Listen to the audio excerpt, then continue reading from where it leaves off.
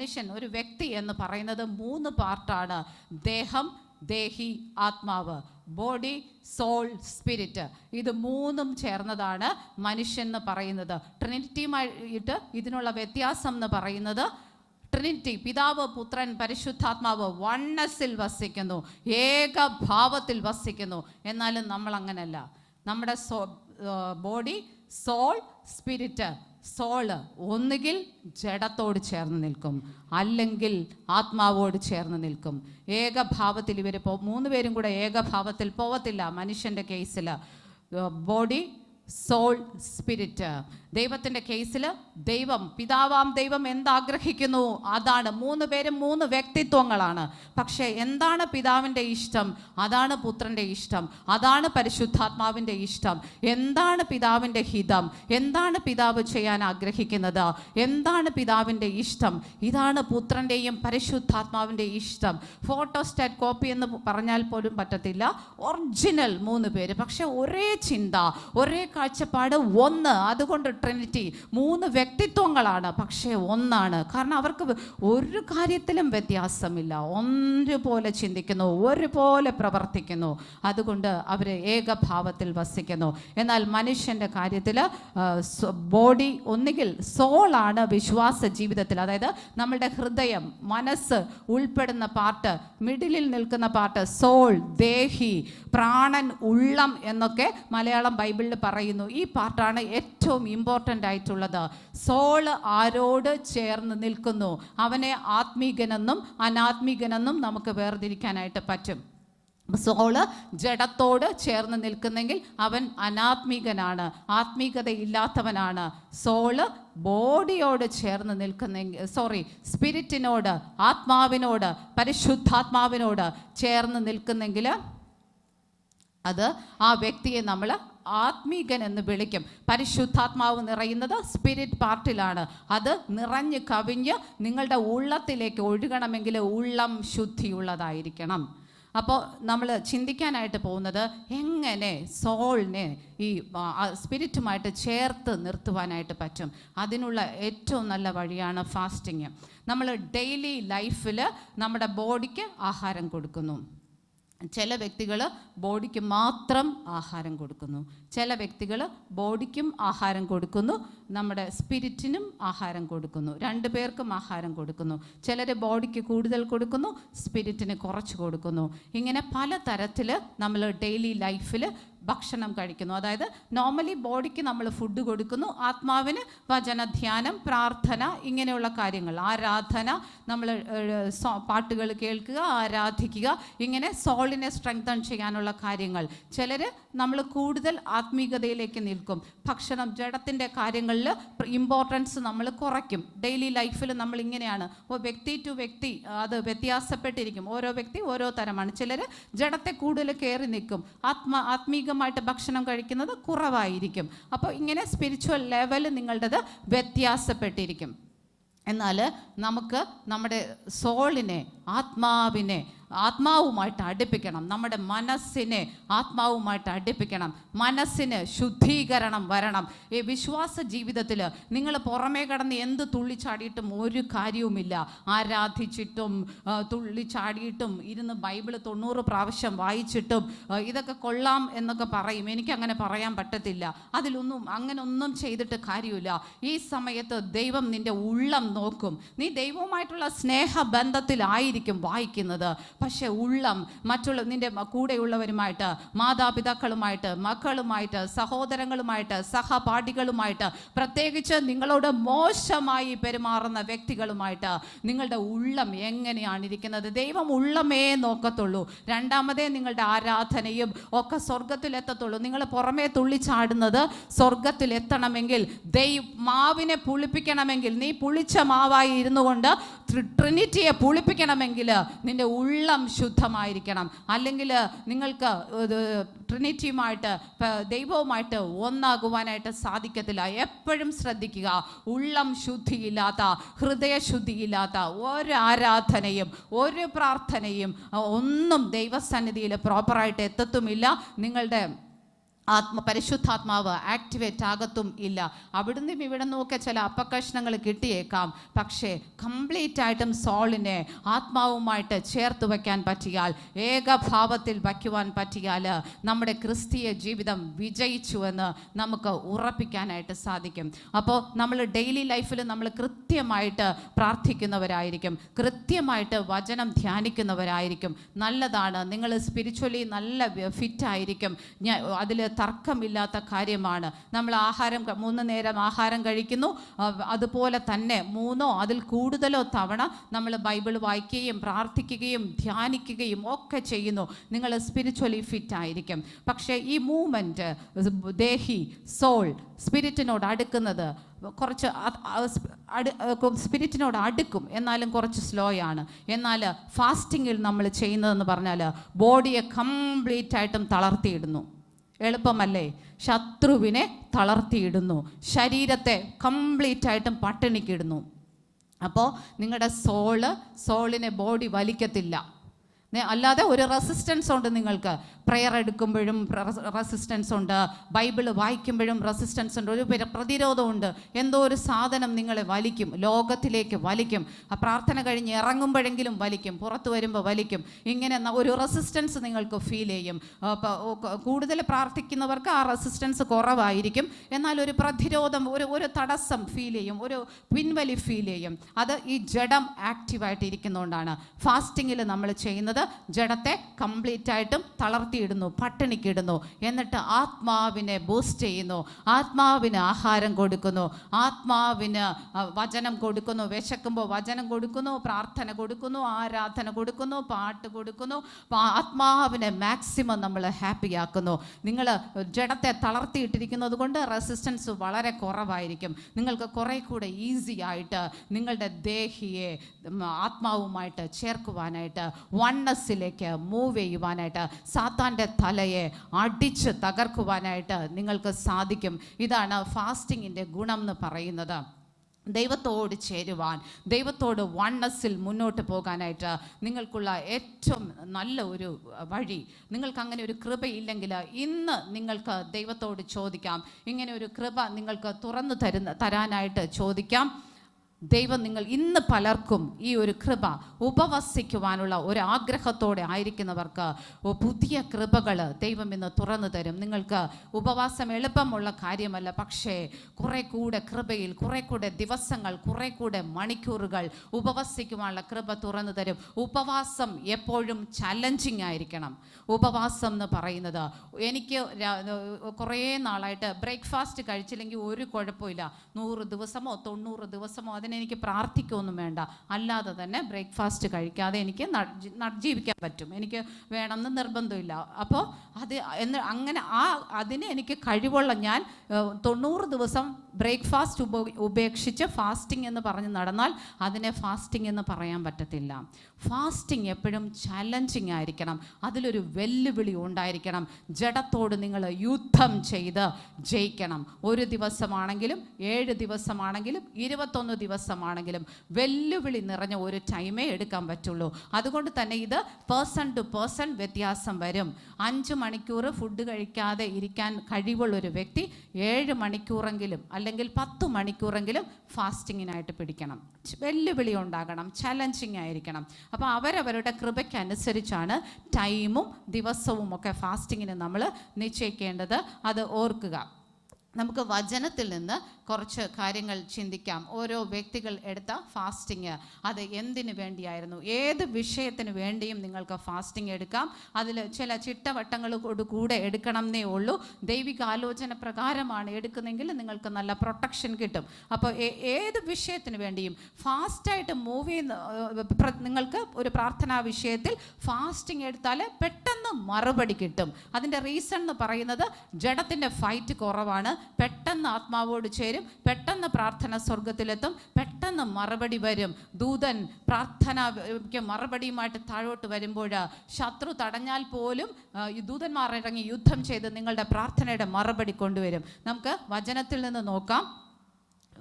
Bible പറയുന്നു, ആദ്യമായിട്ട് fasting എന്നൊരു വാക്ക് ഇല്ലെങ്കിലും എക്സോഡസ് 24 അധ്യായം, പുറപ്പാട് പുസ്തകം 24 അധ്യായത്തിൽ മോശയെ ദൈവം ഹോരേബിലേക്ക് വിളിക്കുന്നു. 40 ദിവസം മോശ ഹോരേബിൽ ദൈവത്തോടു കൂടെ ആയിരുന്നു. മോശയ്ക്ക് ഭക്ഷണമൊന്നും വേണ്ട, തിരുസാന്നിധ്യത്തിൽ ദൈവത്തിൻ്റെ ആത്മാവോട് കൂടി ആയിരുന്നു. എൻ്റെ ഏറ്റവും നല്ല എക്സ്പീരിയൻസ് ഉള്ള ഫാസ്റ്റിംഗ് ആണ്. ഞാനിപ്പോൾ കോംപ്ലക്സ് ആയിട്ടാണ്, കുറച്ച് ഹെവിയാണ് സംസാരിക്കുന്നത്. നിങ്ങൾക്കിത് ലൈറ്റ് വേർഷൻ ആക്കി തരും. യൂത്ത് പേടിക്കരുത്. അവസാനം ഏറ്റവും ലളിതമായിട്ട് സിമ്പിളായിട്ട് എങ്ങനെ ഫാസ്റ്റ് ചെയ്യാമെന്ന് നമുക്ക് നോക്കാം. ബൈബിളിൽ നിന്ന് നമ്മളിപ്പോൾ നോക്കുകയാണ്. മോശയെ ദൈവം ഹോരേബിലേക്ക് വിളിക്കുന്നു. മോശ 40 ദിവസം ദൈവത്തോടു കൂടെയായിരുന്നു, ഭക്ഷണമൊന്നുമില്ലാതെ ദൈവത്തോടു കൂടെ. മോശ 1-ാമത്തെ ദിവസം, കഴിഞ്ഞ വർഷം ഇതേ നോമ്പ് കാലത്ത് കർത്താവ് എന്നോട്, ഞാൻ 21 ദിവസം ഫാസ്റ്റിംഗ് ദൈവത്തോട് പറയുന്നു. അപ്പോൾ കർത്താവ് എന്നോട് തിരിച്ചു പറഞ്ഞു. ഞാൻ പറഞ്ഞു, കർത്താവ് 21 ദിവസം ഫാസ്റ്റിംഗ് എടുക്കട്ടെ. കർത്താവിനോട് പറഞ്ഞു, ഹോരേബിലേക്ക് കയറി വരിക. എനിക്ക് മനസ്സിലായി 40 ദിവസം എടുക്കണം, 21 ദിവസം എടുത്താൽ പറ്റത്തില്ല. അങ്ങനെ ഞാൻ ഫാസ്റ്റിംഗ് 40 ദിവസം എടുത്തു. ഇവിടെ മോശ 40 ദിവസം ദൈവത്തോടു കൂടിയായിരുന്നു. തിരിച്ച് മോശ ഇറങ്ങി വരുന്നത് ഒരു പിടി കൽപ്പനകളുമായിട്ട്, ഒരു പിടി നിയമങ്ങളുമായിട്ട്. യഹോവയായ ദൈവം ആരാണ്, ആ ദൈവത്തെ എങ്ങനെ ആരാധിക്കണം, എങ്ങനെ നടക്കണം, എങ്ങനെ വിശ്വാസ ജീവിതം മുന്നോട്ട് കൊണ്ടുപോകണം, ഇങ്ങനെ ഒരു പിടി കൽപ്പനകളുമായിട്ട് മോശ തിരിച്ച് ഇറങ്ങി വരുന്നു. നിങ്ങളുടെ ആത്മീക ജീവിതത്തിൽ ഒരു ക്രമം വേണമെങ്കിൽ, നിങ്ങളുടെ വിശ്വാസ ജീവിതം എങ്ങനെ ജീവിക്കണമെന്ന് അറിയാൻ പറ്റുന്നില്ല, ഒരു സ്ഥിരതയില്ല, അതിനൊരു നിയമമില്ല, ഒരു വ്യവസ്ഥയില്ല, ഒരു ക്രമമില്ലാതെയാണ് വിശ്വാസ ജീവിതം പോയിക്കൊണ്ടിരിക്കുന്നെങ്കിൽ നിങ്ങൾക്ക് ഫാസ്റ്റിങ്ങിലേക്ക് കയറാം. ദൈവം നിങ്ങൾക്ക് സ്പിരിച്വൽ ക്ലാരിറ്റി. മോശ ഹോരേബിൽ ദൈവത്തോടു കൂടെ 40 ദിവസം. 1-ാം ദിവസം ദൈവത്തെ കണ്ടില്ല, 2-ാം ദിവസം കണ്ടില്ല. ഞാനും കഴിഞ്ഞ വർഷം 40-ാം ദിവസം ഫാസ്റ്റിങ്ങിന് കയറി. 1-ാം ദിവസം കർത്താവിനെ കാണാനില്ല, 2-ാമത്തെ ദിവസം കർത്താവിനെ കാണാനില്ല, 3-ാം ദിവസം ആയപ്പോൾ എനിക്ക് പേടിയായി. ദൈവം വരുന്നില്ല, ഒന്നും കേൾക്കുന്നില്ല, ശബ്ദമില്ല. ഞാൻ വീണ്ടും എക്സോഡസ് എടുത്ത് വായിച്ചു. പുറപ്പാട് പുസ്തകം 24-ാം അധ്യായം എടുത്ത് വായിക്കുമ്പോൾ അതിനകത്ത് എഴുതിയിരിക്കുന്നു, 7-ാം ദിവസം മേഘത്തിൽ നിന്ന് ദൈവം മോശയെ വിളിച്ചു. ഞാൻ കർത്താവിനോട് പറഞ്ഞു, 7-ാമത്തെ ദിവസം നീ എന്നെ കാണാൻ വരും. ഞാൻ ദൈവത്തെ കാണും 7-ാം ദിവസം. അപ്പോൾ ഞാൻ കാത്തിരുന്നു. എന്നിട്ട് ഞാൻ കർത്താവിനോട് പറഞ്ഞു, നീ വന്നു എന്ന് ഞാൻ എങ്ങനെ അറിയും? അപ്പോൾ കർത്താവിനോട് ഞാനൊരു ഉപാധി പറഞ്ഞു. ദൈവം ഒന്നും മിണ്ടുന്നില്ല. ഞാൻ പറഞ്ഞു, കർത്താവേ, നീ വരുന്നെങ്കിൽ നീ എന്നെ എൻ്റെ സ്പിരിച്വൽ നെയിം ചൊല്ലി വിളിക്കണം. അപ്പോൾ ഞാൻ അറിയും നീ എൻ്റെ പ്രാർത്ഥനാ മുറിയിൽ ഇറങ്ങിയെന്ന്. ഞാൻ കാത്തിരുന്നു. 6 ദിവസവും കടന്നുപോയി. 7-ാം ദിവസത്തിനും പ്രത്യേകതയൊന്നുമില്ല. രാവിലെ 10 മണിയായപ്പോൾ ഞാൻ പ്രാർത്ഥിക്കാനായിട്ടിരുന്നു. എൻ്റെ കർത്താവ് ഇറങ്ങി വന്നു. ഞാൻ പ്രാർത്ഥന തുടങ്ങിയതും എൻ്റെ മുറിയിലൊരു വെളിച്ചം വന്നു. എന്നിട്ടൊരു ബോർഡ് വന്നു. ആ വെളിച്ചത്തിൻ്റെ അകത്ത് എനിക്ക് 2 ദൈവദൂതന്മാർ എൻ്റെ സൈഡിലേക്ക് ഇറങ്ങുന്നതായിട്ട് തോന്നി. ആ ഗോൾഡൻ കളർ വെളിച്ചത്തിൽ എഴുതി കാണിച്ചതാണ് എൻ്റെ സ്പിരിച്വൽ നെയിം. ഏഞ്ചൽ ഗ്രേസ് എന്ന് എഴുതി കാണിച്ചു. അങ്ങനെയാണ് ഞാൻ എൻ്റെ പേര് ഷിമി ഏഞ്ചൽ ഗ്രേസ് എന്ന് പേര് മാറ്റിയത്. കർത്താവ് എന്നെ എൻ്റെ ആത്മീക പേര്, ഹാലലൂയ, സ്വർഗത്തിൽ എന്നെ വിളിക്കുന്ന പേര് ചൊല്ലി വന്ന് വിളിച്ചു. ഹാലലൂയ. ഞാൻ അനുഭവത്തിൽ നിന്ന് മാത്രമേ നിങ്ങളോട് സംസാരിക്കുകയുള്ളൂ. അതുകൊണ്ടാണ് എനിക്ക് സ്റ്റേജിൽ കയറാൻ പേടി. പരിശുദ്ധാത്മാവ് വന്ന് സംസാരിച്ചില്ലെങ്കിൽ എനിക്കൊന്നും മിണ്ടാൻ പറ്റത്തില്ല. ഞാൻ ജ്ഞാനമുള്ള വ്യക്തിയല്ല. ലോകത്തിൻ്റെ ജ്ഞാനം എനിക്ക് കുറവാണ്. ഞാൻ അനുഭവത്തിൽ നിന്ന് പറയുന്നു. നിങ്ങൾ ആഗ്രഹിക്കുന്നെങ്കിൽ 40 എടുക്കണമെന്നില്ല, അങ്ങനെയൊന്നും ചിന്തിക്കല്ലേ. നിങ്ങളുടെ ആഗ്രഹിക്കുന്നെങ്കിൽ നിങ്ങളുടെ പ്രാർത്ഥനാ മുറിയിൽ കർത്താവ് ഇറങ്ങി വരും. ദൈവത്തെ ആത്മാവിൽ നിങ്ങൾക്ക് കാണുവാനായിട്ട് സാധിക്കും. അതിന് നിങ്ങളുടെ ജഡത്തെ നിങ്ങൾ കൊല്ലണം. ആദ്യം കുറച്ച് പ്രയാസമായിരിക്കുമെങ്കിലും എളുപ്പമാണ്. നിങ്ങൾക്കത് വളരെ ഈസി ആയിട്ട് ചെയ്യാൻ പറ്റുന്ന ഒരു കൃപ സ്വർഗം നിങ്ങളുടെ മേൽ തുറന്നു തരും. ഹല്ലേലൂയ. മോശ ഹോരേബിൽ നിന്ന് ഇറങ്ങുന്നു. നിങ്ങളുടെ ആത്മീക ജീവിതത്തിൽ ജീവിതത്തിൽ ഒരു ശരിയായ ക്രമം വേണമെന്ന് നിങ്ങൾ ചിന്തിക്കരുത്. ഞാൻ ക്രമത്തിൽ ഓടുന്ന വ്യക്തിയാണെന്ന്. പക്ഷെ ഞാൻ ആഗ്രഹിച്ചു കൊണ്ടേയിരിക്കുന്നു, എൻ്റെ ആത്മീക ജീവിതം ക്രമത്തിലാകണം, എൻ്റെ ആത്മീക ജീവിതം സ്ഥിരതയുള്ളതാകണം, എൻ്റെ വിശ്വാസ ജീവിതം മുന്നോട്ടോടാൻ പറ്റണം. ഒട്ട് തന്നെ ഓടണമെങ്കിൽ, ക്രമത്തിൽ ഓടണമെങ്കിൽ നിങ്ങൾക്ക് ഉപവസിക്കാം, ജഡത്തെ കൊല്ലാം, ലോകമോഹങ്ങളെ കൊല്ലാം. കർത്താവ് ഇറങ്ങി വരും. എങ്ങനെ ഓരോ വ്യക്തി, ഓരോരുത്തരുടെയും വിശ്വാസ ജീവിതം വ്യത്യസ്തമാണ്, വിളി വ്യത്യസ്തമാണ്, അഭിഷേകം വ്യത്യസ്തമാണ്, കൃപാവരം വ്യത്യസ്തമാണ്. അപ്പോൾ നിങ്ങൾക്ക് ഇൻഡിവിജ്വലി ദൈവം പറഞ്ഞു തരും നിങ്ങളുടെ വിശ്വാസ ജീവിതം നിങ്ങൾ എങ്ങനെ ഓടണം. അതിന് കർത്താവുമായിട്ട് നിങ്ങൾ കമ്മ്യൂണിക്കേറ്റ് ചെയ്യാനായിട്ട് തയ്യാറാവണം. നിങ്ങൾ ആഗ്രഹിക്കണം.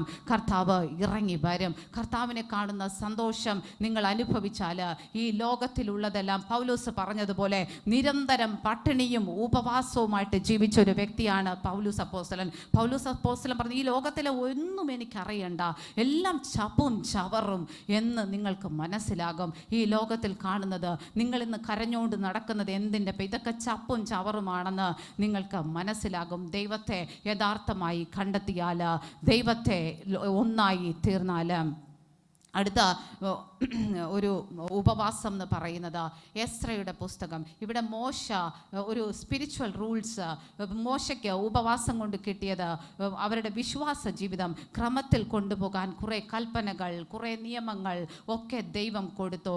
എസ്രയുടെ പുസ്തകം 8-ാം അധ്യായം അതിൻ്റെ 21 മുതലുള്ള വാക്യങ്ങൾ നിങ്ങൾ എസ്രയുടെ പുസ്തകം, നെഹമ്യാവ്, ഇതൊക്കെ ദാനിയേലിൻ്റെ പുസ്തകമൊക്കെ ചേർത്ത് പഠിക്കണം. അതിൻ്റെ ഹിസ്റ്റോറിക്കൽ ബാക്ക്ഗ്രൗണ്ട് പഠിക്കുമ്പോൾ നിങ്ങൾക്കറിയാം, 2ാമത്തെ പ്രവാസം, ഇസ്രായേൽ ജനത്തിൻ്റെ 2ാമത്തെ പ്രവാസമാണ് ഈ പുസ്തകങ്ങളിലൊക്കെ. ബാബിലോണിയ പ്രവാസം 3 പ്രാവശ്യമായിട്ട് ബാബിലോണിലേക്ക് ഇസ്രായേൽ മക്കളെ അടിമത്വത്തിൽ പിടിച്ചുകൊണ്ട് പോകുന്നു. കാരണം പിന്മാറ്റം. ദൈവം ഇത്രയും കൃപയിലൊക്കെ കൊടുത്ത് വഴി നടത്തിയൊക്കെ കൊണ്ടുവന്നിട്ട് അവർ നിൽക്കേണ്ടടുത്ത് നിൽക്കത്തില്ല, അനുസരണക്കേട്, ദൈവത്തെ അനുസരിക്കത്തില്ല, പിന്മാറ്റം. ഈ പിന്മാറ്റം കാരണം ദൈവം ഇവരെ പ്രവാസത്തിലേക്ക് അയക്കുന്നു, ബാബിലോണിലേക്ക്. യഹൂദ ജനത്തെ ബാബിലോണിലേക്ക് പ്രവാസത്തിലേക്ക് അയക്കുന്നു. നമുക്കറിയാം, ആ സമയത്ത് ഇസ്രായേൽ 2ആയിരുന്നു, ഇസ്രായേൽ രാജ്യം 2ആയിരുന്നു, ഇസ്രായേലും യഹൂദയും. അതിൽ ഇസ്രായേലിനെ അസീറിയ കൊണ്ടുപോകുന്നു, അവർ പ്രവാസത്തിലേക്ക് കൊണ്ടുപോകുന്നു. യഹൂദയെ ബാബിലോണിലേക്ക് കൊണ്ടുപോകുന്നു. പിന്മാറ്റത്തിൽ നിന്ന് ആരെങ്കിലും ഇന്നിവിടെ വിശ്വാസ ജീവിതത്തിൽ പിന്മാറ്റത്തിൻ്റെ അവസ്ഥയിലായിരിക്കുന്നെങ്കിൽ പരിശുദ്ധാത്മാവ് നിങ്ങൾക്കിന്ന് ബോധ്യം തരും. നിങ്ങൾക്ക് മുന്നേ തിരിച്ച് കയറുവാൻ പറ്റുന്നില്ലെങ്കിൽ നിങ്ങളുടെ ജഡത്തെ കൊല്ലുക, ഒരു ഉപവാസത്തിലേക്ക് കടക്കുക. നിങ്ങൾ എത്ര സ്റ്റെപ്പ് ബാക്കിലേക്ക് പോയോ അതിൻ്റെ ഇരട്ടി സ്റ്റെപ്പ് നിങ്ങൾക്ക് മുന്നിലേക്ക് വരുവാനായിട്ട് സാധിക്കും. ഉപവാസത്തിലേക്ക് കയറുക. ഇവിടെ എസ്രയുടെ പുസ്തകത്തിൽ ബാബിലോണിയ പ്രവാസത്തിലേക്ക് പോയ ഇസ്രായേൽ ജനം അവിടെ കിടന്ന് നിലവിളിക്കുകയാണ്, പ്രവാസത്തിൽ കിടന്ന് നിലവിളിക്കുന്നു, പിന്മാറ്റത്തിലിരുന്ന് നിലവിളിക്കുന്നു. ദൈവം അവർക്ക് തിരിച്ച് വാഗ്ദത്ത ദേശത്തേക്ക് വരുവാനായിട്ടുള്ള വഴി തുറന്നു കൊടുക്കുന്നു. അപ്പോൾ എസ്രയുടെ പുസ്തകത്തിൽ ഈ ജനം, പിന്മാറ്റത്തിലായിരുന്ന ജനം ഇതാ മുന്നോട്ട് പോകുവാനായിട്ട് പോവുകയാണ്, വാഗ്ദത്ത ദേശത്തേക്ക് മടങ്ങിപ്പോകുവാനായിട്ട് പോവുകയാണ്. അപ്പോൾ അവരുടെ യാത്ര ശുഭകരമായിരിക്കണം, അവരുടെ യാത്ര സന്തോഷകരമായിരിക്കണം. യാത്രയിൽ തടസ്സങ്ങളൊന്നും ഉണ്ടാകാൻ പാടില്ല, ശത്രു ആക്രമിക്കുവാനായിട്ട് പാടില്ല. അവിടെ എടുത്ത ഒരു നല്ല തീരുമാനം എന്ന് പറയുന്നത് മനുഷ്യൻ്റെ സഹായം ചോദിക്കുവാനായിട്ട് അവർക്ക് മടി തോന്നി. ദൈവത്തോട് ഒരു ഉപവാസം പ്രഖ്യാപിക്കുന്നതായിട്ട് എസ്രയുടെ പുസ്തകം 8-ാം അധ്യായം 21 മുതലുള്ള വാക്യങ്ങൾ വായിക്കുമ്പോൾ നമുക്ക് മനസ്സിലാക്കുവാനായിട്ട് സാധിക്കും. ചരിത്രം പഠിച്ചാൽ നമുക്കറിയാം, 3 ഘട്ടങ്ങളായിട്ട് യഹൂദ ജനം സുരക്ഷിതമായിട്ട് തങ്ങളുടെ വാഗ്ദത്ത ദേശത്തേക്ക്, യെരുശലേമിലേക്ക് മടങ്ങി വരുന്നതായിട്ട് നമുക്ക് മനസ്സിലാക്കുവാനായിട്ട് സാധിക്കും. അപ്പോൾ നിങ്ങൾ ആരെങ്കിലും പിന്മാറ്റത്തിൽ ആയിരിക്കുന്നെങ്കിൽ നിങ്ങൾക്ക് തിരിച്ച് കയറാൻ പറ്റുന്നില്ല, എങ്ങനെയോ ഒരു സ്റ്റെപ്പ് പോയി, 2 സ്റ്റെപ്പ് പോയി, 3 സ്റ്റെപ്പ് പോയി, 10 സ്റ്റെപ്പ് പുറകെ പോകുമ്പോഴാണ് നമ്മൾ തിരിച്ചറിയുക, ദൈവത്തിൽ നിന്ന് ഞാൻ ഒത്തിരി അകലെയായി പോയി, ദൈവശബ്ദം എനിക്ക് കേൾക്കുവാനായിട്ട് പറ്റുന്നില്ല. ഹല്ലേലൂയ, സ്തോത്രം, ഹല്ലേലൂയ. എല്ലാവരും പ്രാർത്ഥിക്കുക. ഒരു പുതിയ തുടക്കത്തിൽ ദൈവത്തിൻ്റെ ഒരു ടച്ച് ഇല്ലാതെ ആരും ഇന്ന് ഇവിടുന്ന് മടങ്ങിപ്പോവരുത്. ഹല്ലേലൂയ, സ്തോത്രം, ഹല്ലേലൂയ. അടുത്ത ഒരു ഉപവാസം പ്രധാനമായിട്ട് നമ്മൾ കാണുന്നത് നിനവയിൽ ഒരു ഉപവാസം നമ്മൾ കാണുന്നു. കഠിന പാപത്തിൽ വീണ ജനം ഉപവസിക്കുകയാണ്. നിങ്ങളിൽ ആരെങ്കിലും ഇവിടെ ഇരിക്കുന്ന വ്യക്തികൾ, എനിക്കറിയത്തില്ല, കഠിനമായ പാപത്തിൽ വീണ് കിടപ്പുണ്ടെങ്കിൽ ഒരു ഉപവാസത്തിലേക്ക് നിങ്ങളോട് 40, 21, 7 ഒന്നും ദൈവം പറയത്തില്ല. നിങ്ങൾക്ക് പറ്റുന്നതേ പറയത്തുള്ളൂ. ഉപവാസത്തിലേക്ക്, പ്രത്യേകിച്ച് വിശ്വാസ ജീവിതത്തിൽ നിന്നുകൊണ്ട് പാപം ചെയ്യുന്നവരുണ്ട്, വിശ്വാസ ജീവിതത്തിൽ നിന്ന് പിന്മാറിപ്പോയിട്ട് പാപം ചെയ്യുന്നവരുണ്ട്. ഉപവാസത്തിലേക്ക് കയറുക. നിനവേലെ ഉപവാസം കഠിനമായ ഉപവാസം. വിശ്വാസ ജീവിതത്തിൽ നിന്നിട്ട് പാപത്തിലേക്ക് പോയവർ കഠിനമായിട്ട് ഉപവാസം എടുത്താലാണ് തിരിച്ചു കയറി വരുവാനായിട്ട് പറ്റുക. രട്ടിലും വെണ്ണീറിലും ഇരുന്നു കൊണ്ട് നിനവയിലെ ജനം ഉപവസിക്കുന്നു. ഒരു ന്യായവിധിയുടെ അണ്ടർ നിന്ന ജനം, അതായത് നശിപ്പിച്ച് കളയുമെന്ന് ദൈവം വെല്ലുവിളിച്ചതാണ് നിനവയെ. എന്നാൽ ഉപവാസം കാരണം ആ തീരുമാനം, ദൈവം വാക്കിൽ വിശ്വസ്തനാണ്, വാഗ്ദത്തങ്ങളിൽ വിശ്വസ്തനാണ്. തൻ്റെ തീരുമാനം വളരെ അപൂർവമായിട്ടേ മാറ്റാൻ പറ്റത്തുള്ളായിരുന്നു, പഴയ നിയമത്തിൽ പ്രത്യേകിച്ചും. പക്ഷേ നിനവയുടെ കേസിൽ ഇങ്ങനെ റയറായിട്ട് ചില സന്ദർഭങ്ങളിൽ ജനം, ദേശം രട്ടിലും വെണ്ണീറിലും ഇരുന്ന് ഉപവസിച്ചത് കൊണ്ട് ദൈവത്തിൻ്റെ തീരുമാനത്തെ മാറ്റിമറിക്കുവാനായിട്ട് ആ ജനത്തിന് സാധിച്ചു. പാപമാണ് അവരെ ആ ഒരു അവസ്ഥയിൽ എത്തിച്ചത്. ആരെങ്കിലും നിങ്ങൾക്ക് വ്യക്തിപരമായിട്ട് അറിയാം, നിങ്ങളുടെ ഉള്ളത്തിലറിയാം. പുറമേയുള്ള പാപം മാത്രമല്ല, നിങ്ങളുടെ ഉള്ളം നോക്കുക. എന്തെങ്കിലും തരത്തിൽ പാപങ്ങൾ ഇങ്ങനെ കൺസിസ്റ്റൻ്റ് ആയിട്ട് നിൽക്കുന്നുണ്ടെങ്കിൽ, കഠിനമാകുന്നുണ്ടെങ്കിൽ, പുറമേ നമ്മൾ ആരെ ഒന്നും ചെയ്യുന്നുണ്ടായിരിക്കത്തില്ല, ചിലപ്പോൾ ഉള്ളിലേക്ക് നോക്കുക. പാപ ജീവിതം നിങ്ങൾക്ക് നിൽക്കുന്നുണ്ടെങ്കിൽ, രഹസ്യ പാപങ്ങൾ നിൽക്കുന്നുണ്ടെങ്കിൽ, കഠിനമായിട്ട് നിങ്ങൾക്ക് തിരിച്ചു വരണമെന്ന് ആഗ്രഹമുണ്ടെങ്കിൽ ദൈവം കൃപ തരും. നിങ്ങൾ മടങ്ങിക്കയറുക. ഹല്ലേലൂയ. ഉപവാസം അതിന് നിങ്ങളെ സഹായിക്കും. ജഡത്തെ കൊല്ലുവാൻ നിങ്ങളെ സഹായിക്കും. അടുത്ത ഉപവാസം എന്ന് പറയുന്നത് ദാനിയേലിൻ്റെ ഉപവാസം. ദാനിയേൽ ഉപവസിക്കാൻ കാരണം എന്ന് പറയുന്നത്, ദാനിയേലിൻ്റെ പുസ്തകം 10-ാം അധ്യായം വായിക്കുമ്പോൾ ഹല്ലേലൂയ നിങ്ങൾക്ക് കാണുവാനായിട്ട് സാധിക്കും. ദാനിയേലിൻ്റെ ഉപവാസം, നമ്മൾ ആ ഒരു ഉപവാസം വച്ചിട്ടാണ് 21 ദിവസം ഉപവാസമൊക്കെ ഹല്ലേലൂയ പ്രഖ്യാപിക്കുന്നത്. അപ്പോൾ ദാനിയേൽ എടുത്ത ഉപവാസം എന്ന് പറയുന്നത് സ്വാദ് ഭോജനം മാറ്റിവെച്ചു. കംപ്ലീറ്റ് ഫുഡ് മാറ്റിയതായിട്ട് പറയുന്നില്ല. സ്വാദ് ഭോജനം മാറ്റിവെച്ചു, അതുപോലെ വീഞ്ഞ് മാറ്റിവെച്ചു. ഇങ്ങനെ ഇഷ്ടപ്പെട്ട ചില സാധനങ്ങൾ, ചില ആഹാര വസ്തുക്കൾ മാറ്റിവെച്ചിട്ടാണ് ദാനിയേൽ 21 ദിവസം ഉപവാസം എടുക്കുന്നത്. ഈ ഉപവാസം എടുത്തത് എന്തിനെന്ന് പറഞ്ഞാൽ, ദൈവത്തിൻ്റെ ഒരു ദൂത് നിവർത്തിയാകുന്നില്ല. നിങ്ങളിൽ ഇവിടെ ഇരിക്കുന്ന പലരുടെ ജീവിതത്തിലും ദൂതുകളുണ്ട്. കുട്ടികളുണ്ടാകും, ജോലി കിട്ടും, പാസ്സാകും, അഭിഷേകം വരും, പരിശുദ്ധാത്മാവ് വരും, ദൈവം സംസാരിക്കും. ഒന്നും നടക്കുന്നില്ല. ദൂത് മാത്രമേ ഉള്ളൂ, പുറത്തു വരുന്നില്ല. ദൂത് മാനിഫെസ്റ്റ് ആകുന്നില്ല, ദൂത് പുറത്തു വരുന്നില്ല. ഇവിടെ ദാനിയേൽ, ഞാൻ ചരിത്രം നിങ്ങൾ പഠിച്ചു നോക്കുക. ബാബിലോണിയ പ്രവാസത്തിൽ പോയ അവരുടെ കൂട്ടത്തിൽ, ഇസ്രായേൽ ജനത്തിൻ്റെ കൂട്ടത്തിലുള്ള ഒരു വ്യക്തിയായിരുന്നു ദാനിയേൽ പ്രവാചകൻ. ദാനിയേൽ പ്രവാചകൻ ഇങ്ങനെ ദൈവത്തോട് കൂടെ ആയിരിക്കുന്ന മനുഷ്യൻ, എന്നും ബാബിലോണിൽ ഇരുന്നു കൊണ്ട് യെരുശലേമിൻ്റെ നേരെ നോക്കി പ്രാർത്ഥിക്കും. തൻ്റെ ദൈവം കൊടുത്ത ദേശം നഷ്ടപ്പെട്ടു പോയി, തൻ്റേതല്ലാത്ത കുറ്റം കൊണ്ട് ദാനിയേലും പ്രവാസത്തിലേക്ക് പോകേണ്ടി വന്നു. അപ്പോൾ ദാനിയേൽ ഇങ്ങനെ പ്രാർത്ഥിക്കും. ഒരിക്കൽ ദാനിയേലിന് ഇരമ്യ പ്രവാചകൻ എഴുതിയ ഒരു പ്രവചന ചുരുള് ദാനിയേലിൻ്റെ കയ്യിൽ കിട്ടുന്നു. ദാനിയേൽ അത് എടുത്ത് വായിച്ചു നോക്കുമ്പോഴാണ് മനസ്സിലാകുന്നത്, ഇവരെ പ്രവാസത്തിലേക്ക് അയക്കുന്നതിന് മുൻപേ തന്നെ, ബാബിലോണിലേക്ക് ഈ യഹൂദ ജനത്തെ പ്രവാസത്തിലേക്ക് അയക്കുന്നതിനും എത്രയോ വർഷങ്ങൾക്ക് മുൻപേ ഇരമ്യ പ്രവാചകനിലൂടെ ദൈവം പ്രവചന ദൂത് കൊടുത്തിരുന്നു. നിങ്ങളെ ബാബിലോണിലേക്ക് അയക്കും, 70 വർഷം കഴിയുമ്പോൾ മടക്കിക്കൊണ്ടുവരും. അപ്പോൾ ഈ പ്രവചന ചുരുള് ദാനിയേൽ എടുത്ത് വായിക്കുന്നു. അപ്പോൾ ദാനിയേൽ നോക്കുമ്പോൾ 70 വർഷമായി, പക്ഷേ ദൂത് നിറവേറിയിട്ടില്ല, ഇപ്പോഴും പ്രവാസത്തിൽ തന്നെ കിടക്കുന്നു. ദാനിയേൽ 21 ദിവസം ഹല്ലേലൂയ ഫാസ്റ്റിങ്ങിനായിട്ട്. നിങ്ങളുടെ കയ്യിൽ, ആരുടെയൊക്കെ കയ്യിൽ ദൂതുണ്ട്? എന്തുകൊണ്ട് ദൂത് പുറത്തു വരുന്നില്ല? നിങ്ങളൊരു എഫേർട്ട് എടുക്കുന്നുണ്ടോ? പ്രവചിക്കുന്നവരുടെ ജോലിയാണോ ദൂത് നിറവേറ്റി തരിക എന്നുള്ളത്? നമ്മുടെ ഭാഗത്തു നിന്ന് എന്തുകൊണ്ട് എഫർട്ട് ഉണ്ടാകുന്നില്ല? എന്തുകൊണ്ട് ഉപേക്ഷിക്കേണ്ടതിന് ഉപേക്ഷിക്കുന്നില്ല? എന്തുകൊണ്ട് ദൈവത്തോട് ഒരു ഒണ്ണസ് ആഗ്രഹിക്കുന്നില്ല? അതിൻ്റെ സന്തോഷം നമുക്കറിയാത്തത് കൊണ്ടാണ്. എന്തുകൊണ്ട് ആഗ്രഹിക്കുന്നില്ല? ഇവിടെ ദാനിയേൽ ആ പ്രവചന ശബ്ദം കേട്ട ഉടനെ, ഈ പുസ്തക ചുരുൾ വായിച്ച ഉടൻ തന്നെ ദാനിയേൽ 21 ദിവസം ദൈവത്തിൻ്റെ സന്നിധിയിൽ ഇരിക്കുന്നു. അവൻ പ്രാർത്ഥന തുടങ്ങിയിട്ട് അങ്ങനെ പ്രാർത്ഥിച്ചു കൊണ്ടിരിക്കുമ്പോൾ ദാനിയേൽ ദൈവത്തെ കാണുകയാണ്. പറയുകയാണ്, ഹല്ലേലൂയ, നിങ്ങൾക്കും ഉപവാസത്തിൽ ദൈവത്തെ ക്ഷണവസ്ത്രം ധരിച്ചവൻ, ഹല്ലേലൂയ, അരയ്ക്ക് ഊഫസ്തംഗം കൊണ്ടുള്ള കച്ച കെട്ടിയവൻ, ഹല്ലേലൂയ. അങ്ങനെ ഒരു പുരുഷനെ ദാനിയേൽ കാണുവാനിടയായിത്തീർന്നു. ദാനിയേലിന്റെ കൂടെ പല ആൾക്കാരും അവിടെ ഇരിപ്പുണ്ടായിരുന്നു. ആരും കണ്ടില്ല, എല്ലാവരും ഓടിക്കളഞ്ഞു. ദാനിയേൽ മാത്രം കണ്ടു. ക്ഷണവസ്ത്രം ധരിച്ച ഒരു മനുഷ്യൻ, അരയ്ക്ക് ഊഫസ്തംഗം കൊണ്ടുള്ള കച്ച കെട്ടിയവൻ. നിങ്ങൾക്ക് ദൈവത്തെ കാണുവാൻ ആഗ്രഹമുണ്ടോ പ്രിയമുള്ളവരെ? മിന്നൽ പ്രകാശം പോലെ മുഖമുള്ളവൻ, കണ്ണ് തീപ്പന്തം പോലെ, ഹല്ലേലൂയ. അങ്ങനെ ഒരുവൻ ദാനിയേലിന്റെ മുൻപിലേക്ക് ഇറങ്ങി വന്നു. എന്നിട്ട് അവനോട് സംസാരിക്കുകയാണ്. നിന്റെ ഉപവാസത്തിനുള്ള മറുപടി, നീ പ്രാർത്ഥന തുടങ്ങി അന്ന് തന്നെ സ്വർഗം പുറത്തുവിട്ടു. നിങ്ങൾ മനസ്സിലാക്കുക, ശത്രു എത്ര ശക്തനാണ്, ദൈവം എത്ര സ്നേഹമുള്ളവനാണ്. നിങ്ങൾ ദൈവത്തോട് പ്രാർത്ഥിക്കുമ്പോൾ പ്രാർത്ഥനയ്ക്കുള്ള മറുപടി ദൈവം സ്വർഗം പുറത്തുവിട്ടു. പക്ഷേ വഴിയിൽ ശത്രു തടഞ്ഞു. ദാനിയേലിൻ്റെ അടുത്തേക്ക് അവൻ്റെ പ്രാർത്ഥനയുടെ മറുപടി എത്തിയില്ല, വഴിയിൽ തടഞ്ഞു കളഞ്ഞു. എന്നാൽ ദാനിയേൽ പ്രാർത്ഥന നിർത്തിയില്ല. നിങ്ങൾ ഉപവാസം എടുക്കുമ്പോൾ സൂക്ഷിക്കുക.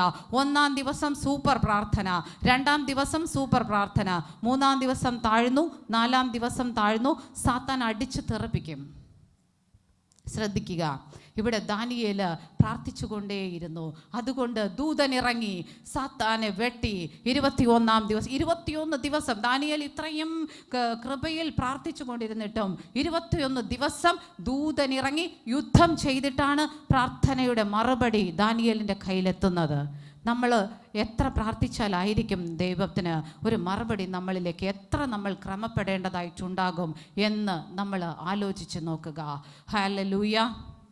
ഇവിടെ ദാനിയേലിൻ്റെ മുൻപിൽ വന്നിട്ട് ദാനിയേൽ ചോദിച്ച ചോദ്യത്തിനും അപ്പുറമുള്ള മറുപടി, അതായത് യെരൂശലേമിലേക്ക് ഇവരെ എങ്ങനെയാണ് കൊണ്ടുപോകുന്നത്, എപ്പോഴാണ് കൊണ്ടുപോകുന്നത്, അവസാനം ലോകത്തിൻ്റെ അന്ത്യ കാലഘട്ടത്തിൽ യെരൂശലേമിന് എന്ത് സംഭവിക്കും എന്നതുൾപ്പെടെയുള്ള ദാനിയേൽ ഇന്ന് ജീവിച്ചിരിപ്പില്ല.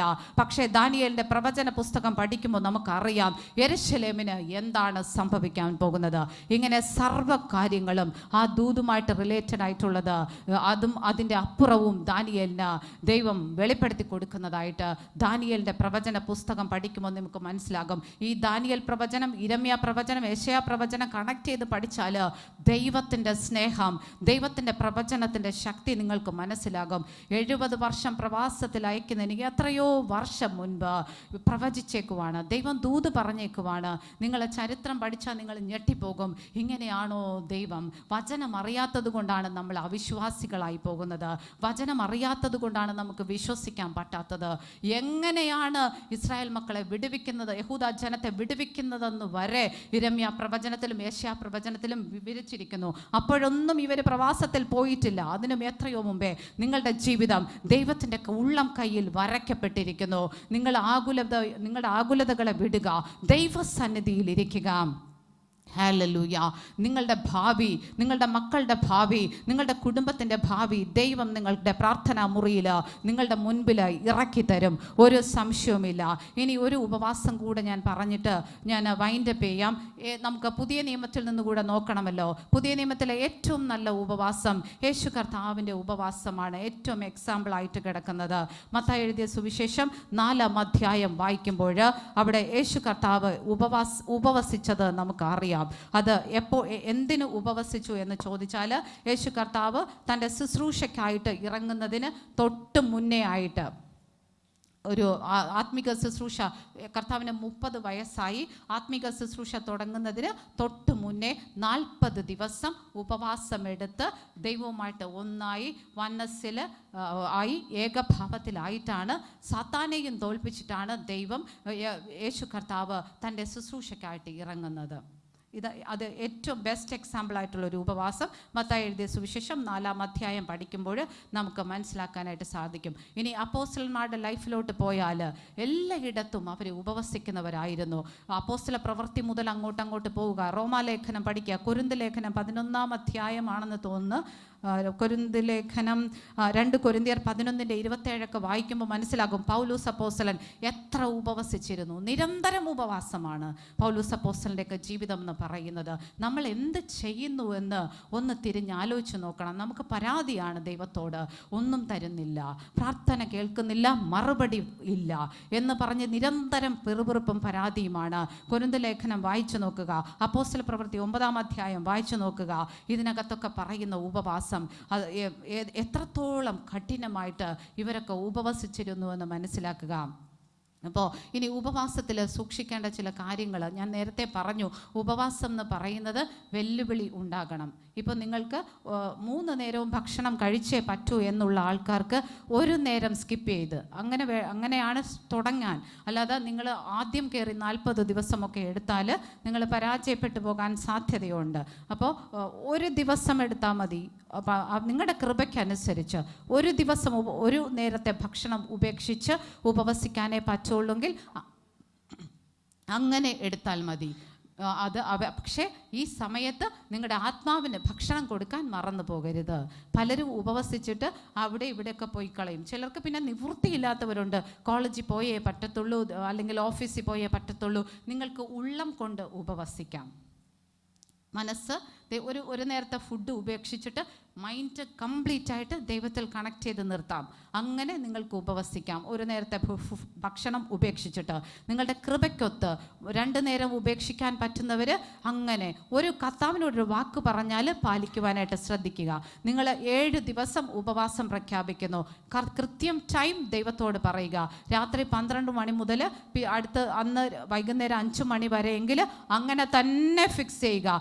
1 മിനിറ്റ് മാറിപ്പോയിട്ടുണ്ടെങ്കിൽ 12:05 പോയിട്ടുണ്ടെങ്കിൽ കാല് പിടിച്ച് കർത്താവിനോട് റിപ്പൻറ്റൻസ് എടുക്കുക.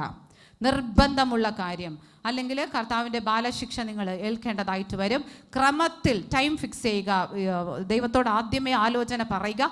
കഴിയുമെങ്കിൽ ഒരു പ്രിപ്പറേറ്ററി പ്രയർ എടുത്ത ശേഷം മാത്രം ദൈവത്തിൻ്റെ സന്നിധിയിൽ 2-3 ദിവസം ഇരുന്ന് ഒരു പശ്ചാത്താപ പ്രാർത്ഥനകൾ 51-ാം സങ്കീർത്തനം പറഞ്ഞ് പശ്ചാത്താപ പ്രാർത്ഥനകൾ എടുത്ത് ഒന്ന് ശുദ്ധീകരണം പ്രാപിച്ചിട്ട് ഉപവാസത്തിലേക്ക് കടന്നാൽ അറ്റാക്ക് കുറവായിരിക്കും, ശത്രുവിൻ്റെ അറ്റാക്ക് കുറവായിരിക്കും. അതുപോലെ ഉപവാസം എടുക്കുന്നത്, ഇപ്പോൾ 7 എടുക്കുക, 21 എടുക്കുക, ഇത് പല തരത്തിൽ നിങ്ങൾക്ക് എടുക്കാം. ബ്രേക്ക്ഫാസ്റ്റ് മാത്രം സ്കിപ്പ് ചെയ്ത് 7 എടുക്കാം, 21 എടുക്കാം, 40 എടുക്കാം, നിങ്ങളുടെ കൃപയ്ക്കനുസരിച്ച്. പിന്നീട് അത് കയറ്റി നിങ്ങൾക്ക് പിന്നീട് ദൈവം കൃപ തരുന്നതനുസരിച്ച് മാറ്റാം. 2 നേരം ഭക്ഷണം ഉപേക്ഷിച്ചെടുക്കാം.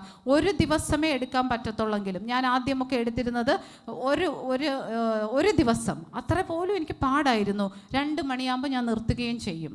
ഒരു ദിവസമേ എടുക്കത്തുള്ളായിരുന്നു. പിന്നീട് അത് 3 ദിവസമാക്കുകയായിരുന്നു. 2 മണിവരെ കഷ്ടപ്പെട്ടാണ് ഞാൻ എടുക്കുന്നത്. എനിക്ക് ഭയങ്കര ചലഞ്ചിങ് ആയിരുന്നു. ഇന്നാണെങ്കിൽ 40 ദിവസം ഉപവാസം 4 മണിവരെ എടുക്കാൻ പറഞ്ഞാൽ എനിക്ക് ഒരു വെല്ലുവിളിയായിട്ട് ഇപ്പം തോന്നാറില്ല. അങ്ങനത്തെ ഏറ്റവും പ്രയാസമുള്ള കാര്യമായിരുന്നു എനിക്ക് ഫാസ്റ്റിംഗ് എന്ന് പറയുന്നത്. എന്നാൽ ഇന്ന് ദൈവം എനിക്ക് കൃപ തന്നു, വളർത്തി കൊണ്ടുവന്നു. അപ്പോൾ ടൈം നിങ്ങൾക്ക് ചലഞ്ചിങ് അല്ലാതാവുമ്പോഴേക്ക് ടൈം കൂട്ടുക. അങ്ങനെയാണ് ഉപവാസത്തിൽ എപ്പോഴും ഒരു വെല്ലുവിളി ഉണ്ടാകണം. പിന്നെ ഉപവസിക്കാനേ പറ്റത്തില്ല. ദയവായി രോഗികൾ ഉപവസിക്കരുത്, മെഡിസിൻസ് റെഗുലറായിട്ട് എടുക്കുന്നവർ ഉപവസിക്കരുത്, അതുപോലെ പ്രഗ്നൻറ്റ് ലേഡീസ് ഉപവസിക്കരുത്, ബ്രസ്റ്റ് ഫീഡിങ് മദേഴ്സ് നിങ്ങൾക്കൊന്നും ഉപവാസം നിർബന്ധമില്ല. അങ്ങനെയുള്ളവരൊന്നും ഉപവാസം എടുക്കരുത്.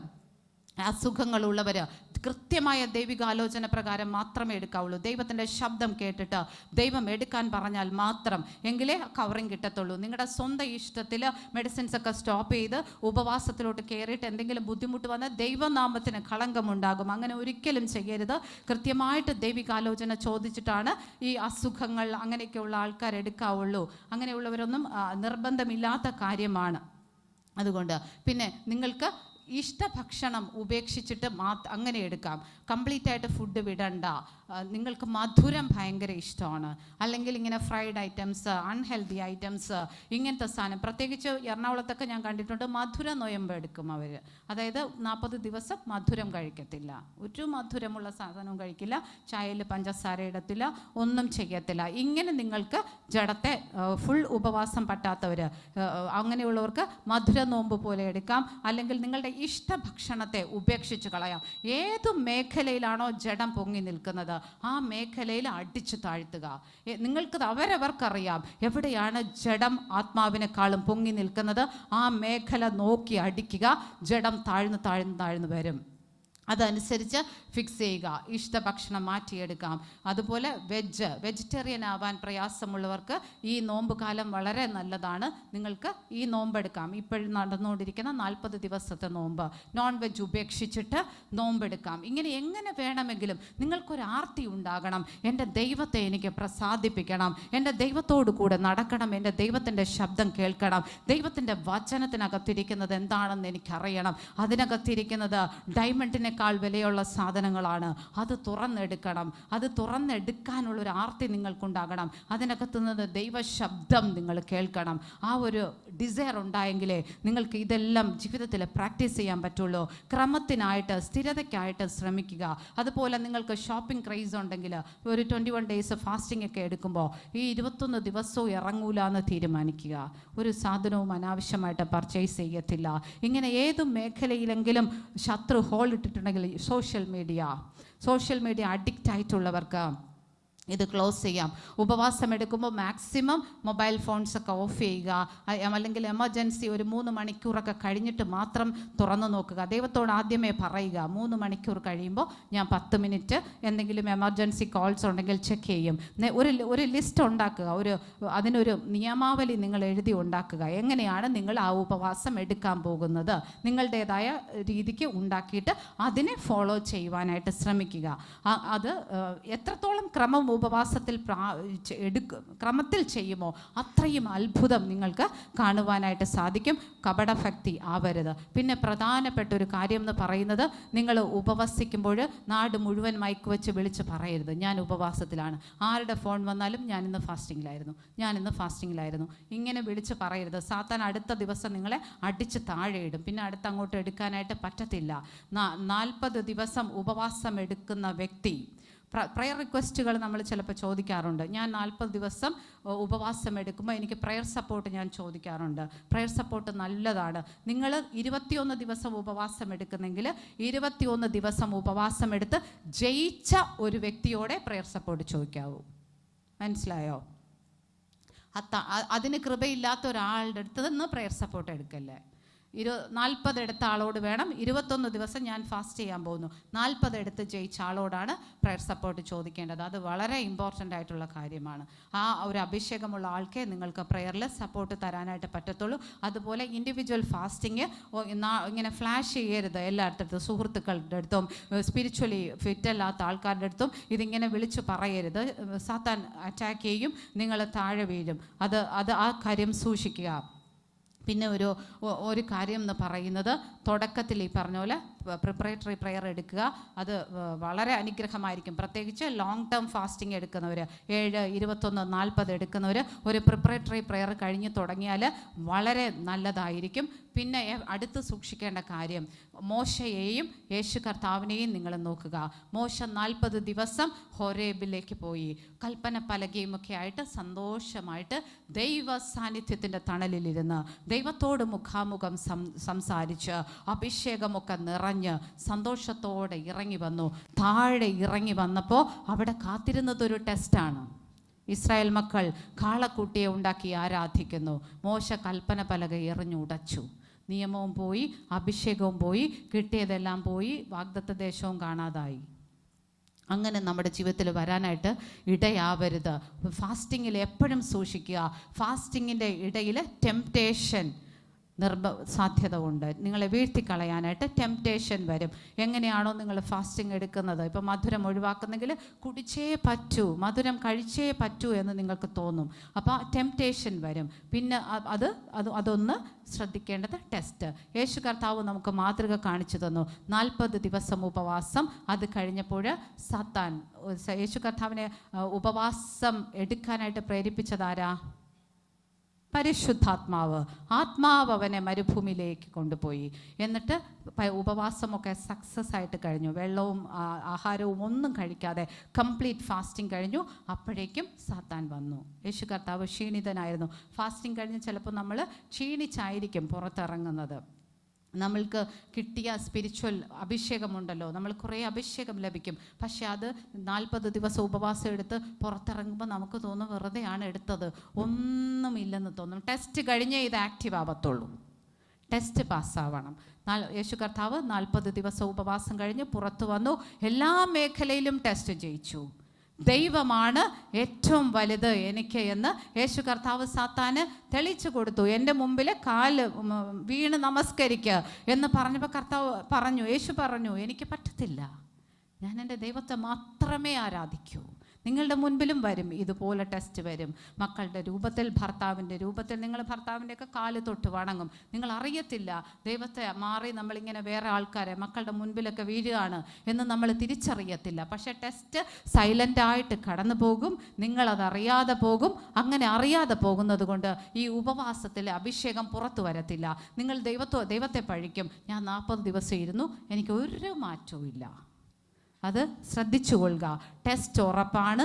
അത് പിറ്റേ ദിവസം വരാം, ചിലപ്പോൾ ഒരാഴ്ച കഴിഞ്ഞ് വരാം. ഈ ടെസ്റ്റും കൂടെ പാസ്സായാലാണ് അത് ഈ 1 ദിവസത്തെ ഉപവാസമായാലും 21 ദിവസത്തെ ഉപവാസമായാലും അതിൻ്റെ റിസൾട്ട് നിങ്ങൾക്ക് കാണുവാൻ പറ്റത്തുള്ളൂ. നിങ്ങളുടെ സ്പിരിച്വൽ ലൈഫിലായാലും അതുപോലെ നിങ്ങളുടെ ഫിസിക്കൽ ലൈഫിലായാലും ഈ റിസൾട്ട് കാണാൻ ഈ ടെസ്റ്റ് കൂടെ ജയിക്കണം. അതെപ്പോഴും ശ്രദ്ധിച്ചോളുക. എനിക്ക് ഏറ്റവും അബദ്ധം പറ്റിയ മേഖല ഈ ടെസ്റ്റ് തോറ്റുപോകുക എന്നുള്ളതായിരുന്നു. എനിക്കറിയാതെ ഞാൻ ഇറങ്ങി വന്ന് നേരെ പിള്ളേരോട് ഒച്ചയെടുക്കും. ഇറങ്ങി വരുമ്പോൾ അപ്പോഴേക്കും തീരും, നമ്മൾ അത് എന്താ പറയുക, ഡൗൺ ആയി പോകും. അപ്പോൾ ആ ഒരു വിഷയത്തിൽ ശ്രദ്ധിക്കുക. ഇത്രയും കാര്യങ്ങളാണ് പ്രധാനമായിട്ടും ഉപവാസത്തെക്കുറിച്ച് സംസാരിക്കാനുള്ളത്. എനിക്കറിയാവുന്ന കാര്യങ്ങൾ ആണ് ഞാൻ നിങ്ങളോട് ഷെയർ ചെയ്തത്, ഞാൻ എക്സ്പീരിയൻസ് ചെയ്ത കാര്യങ്ങൾ. അപ്പോൾ ഉപവാസത്തിൽ നിങ്ങൾ ഒരിക്കലും ഹിപ്പോക്രസി കാണിക്കരുത്. നിങ്ങളുടെ ഉള്ളം ശുദ്ധമായിരിക്കണം. അത് നിങ്ങളുടെ സഹോദരനോട് എന്തെങ്കിലും ക്ഷമിക്കാത്ത അവസ്ഥയുണ്ടെങ്കിൽ അത് ഏറ്റുപറഞ്ഞ് കളയുക. മക്കളോടോ ഭർത്താവിനോടോ ഒക്കെ ഏറ്റുപറഞ്ഞ് കളഞ്ഞ് ശുദ്ധിയുള്ള ഹൃദയത്തോടുകൂടെ ഉപവാസം എടുക്കുക. ഏത് വിഷയത്തിലാണോ, അത് ഭൗതിക വിഷയങ്ങളാകാം, ആത്മീക വിഷയങ്ങളാകാം, പാപത്തിൽ നിന്ന് പുറത്തു വരുന്നതിനായിരിക്കാം, വിശ്വാസത്തിൽ കയറുന്നതിനായിരിക്കാം, സ്പിരിച്വൽ ഗ്രോത്തിനായിരിക്കാം, ദൈവശബ്ദം കേൾക്കുന്നതിനായിരിക്കാം, വചന വെളിപ്പാട് കിട്ടാൻ, എന്തിനു വേണമെങ്കിലും ഉപവാസം എടുക്കാം. ദൈവിക ആലോചനയിൽ ദൈവിക നിർദ്ദേശപ്രകാരം എടുത്താൽ സ്വർഗത്തിൻ്റെ ഒരു കവറിങ് നിർബന്ധം ഉറപ്പായിട്ടും കിട്ടും. അപ്പോൾ അങ്ങനെ എടുക്കുന്നതാണ് ഏറ്റവും നല്ലത്. അപ്പോൾ ഇത്രയൊക്കെയാണ് എനിക്കിതിനെക്കുറിച്ച് അറിയാവുന്നത്. അപ്പോൾ നിങ്ങൾ ആർക്കൊക്കെ ഉപവാസം എടുക്കാൻ ആഗ്രഹമുണ്ടോ നിങ്ങൾക്ക് എടുക്കാം. ദൈവം നിങ്ങൾക്ക് അതിന് കൃപ തരട്ടെ എന്ന് ഞാൻ പ്രാർത്ഥിക്കുകയാണ്. ഈ ഒരു മെസ്സേജ് നിങ്ങൾക്ക് നിങ്ങളുടെ ജീവിതത്തിൽ പ്രയോജനപ്പെടും എന്ന് ഞാൻ വിചാരിക്കുന്നു. ദൈവം നിങ്ങളെ ഏവരെയും അനുഗ്രഹിക്കുമാറാകട്ടെ. ആമേൻ.